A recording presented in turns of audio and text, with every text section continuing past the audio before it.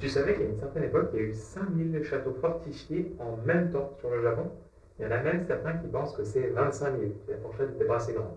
Oui, mais enfin, maintenant il ne reste plus qu'une centaine et ce sont quasiment toutes que des reproductions. Alors, Oui, mais entre les guerres de clans à l'époque Edo, ensuite la croissance accélérée du pays pendant l'époque Meiji, les séismes et toute autre petite joyeuseté, on ne peut pas vraiment leur en vouloir s'il n'y a plus rien qui tient debout.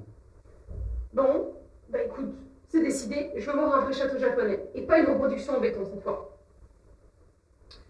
Je remets mes chaussures, j'ai compris, c'est pas ce week-end qu'on va économiser nos gens.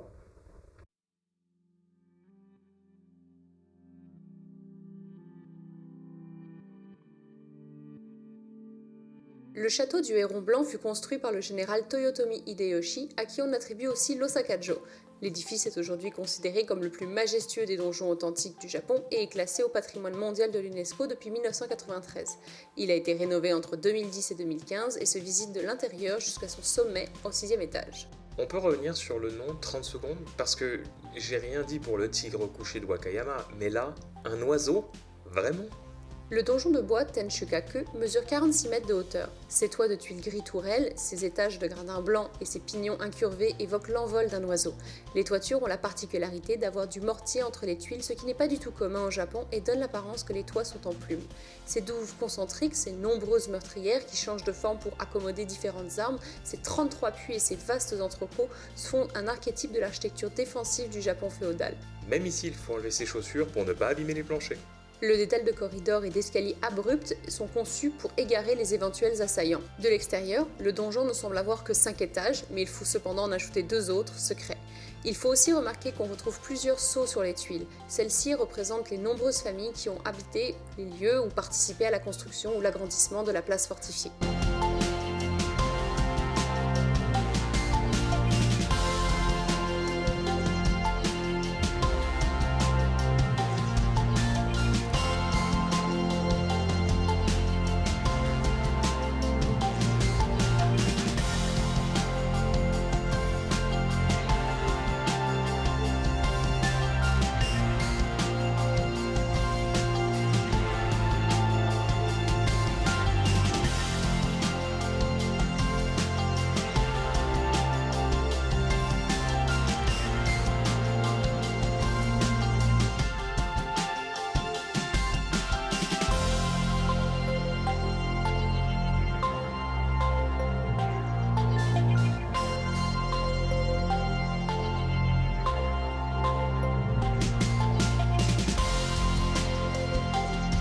On peut visiter les quartiers des femmes en plus du donjon. Les plafonds bas, les meurtrières et les lourdes portes et fenêtres ne permettent pas d'oublier que le lieu reste une place fortifiée avant tout. Dans le donjon, les murs sont recouverts par des râteliers permettant aux soldats de déposer leurs arquebuses et leurs lances. Il y a eu jusqu'à 280 armes à feu et 90 lances dans le château. Des pièces permettant aux soldats de se cacher pour attaquer les assaillants du donjon par surprise sont également présentes. Elles portent le nom de Mushakakushi. Des plateformes permettent de donner accès aux fenêtres aux soldats sans modifier l'apparence extérieure et ainsi maintenir l'illusion des 5 niveaux. On comprend bien pourquoi l'un des plus importants mécanismes de défense du château était son plan complexe, quasi labyrinthique menant au donjon, destiné à dérouter les éventuels assaillants. Heureusement que le parcours est fléché aujourd'hui. Enfin, on arrive au sommet et la vue est imprenable.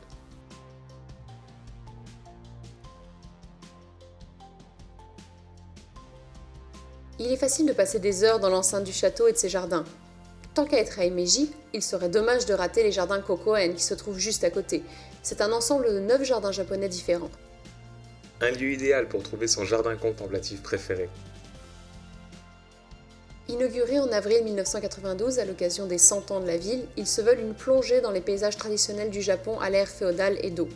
Ces vastes espaces verts s'étendent sur une superficie de 3,5 hectares à l'emplacement même de l'ancienne résidence ouest du seigneur Daimyo Nishi Oyashiki et de quelques autres maisons de samouraïs.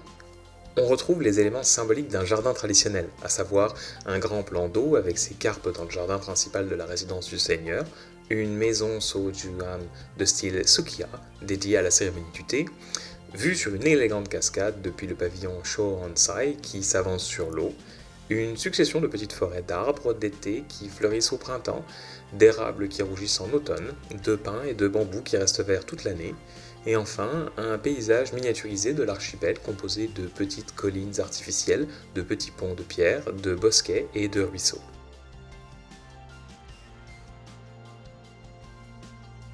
Les jardins sont accessibles par la porte Yashiki-mon, puis délimités par des murs blancs à l'architecture féodale, Tsuji-bei, avec une base en pierre apparente, puis recouvert d'un enduit et surmonté de tuiles ibushi.